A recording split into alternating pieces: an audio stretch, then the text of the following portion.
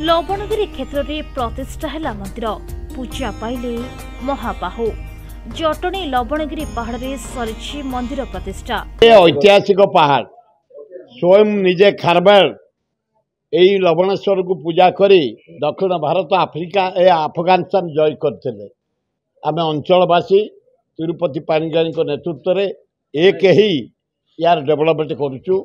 शिव मंदिर करिचु, जगन्नाथ मंदिर करिचु, लक्ष्मी मंदिर करिचु, विमला मंदिर करिचु, हनुमान मंदिर करिचु, आ नरसिंह मंदिर गणेश मंदिर करिबु।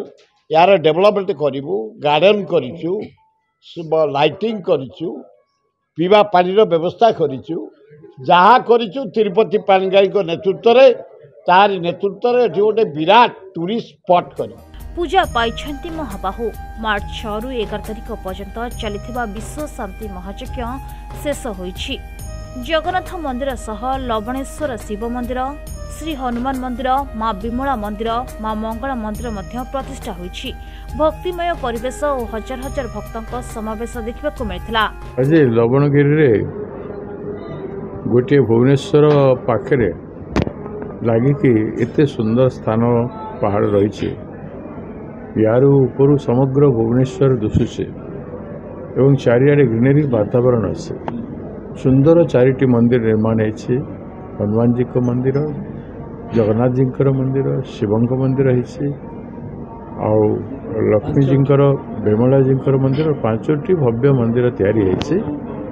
आज जो सुंदर वातावरण अच्छे गोटे आध्यात्मिक वातावरण भितर लोक कर हजार हजार लोकंर समागम चली साधुतार सहित एठी जो माने ए मंदिर को परिवार सहयोग करिसंती सेमानकु मु कृतज्ञता जनाउछि। आमर सुरबाबू आम नेता से मध्य बहुत परिश्रम करिसंती। मो पाखरे आमर तिरुपति भाईना अछंती तांकर बहुत एथि योगदान रहिछि। एगोटे सुंदर स्थान भुवनेश्वर लोकंक पई ओडिशार विभिन्न कोण अनुकोण आसवा लोकंक पई निर्मित होइछि।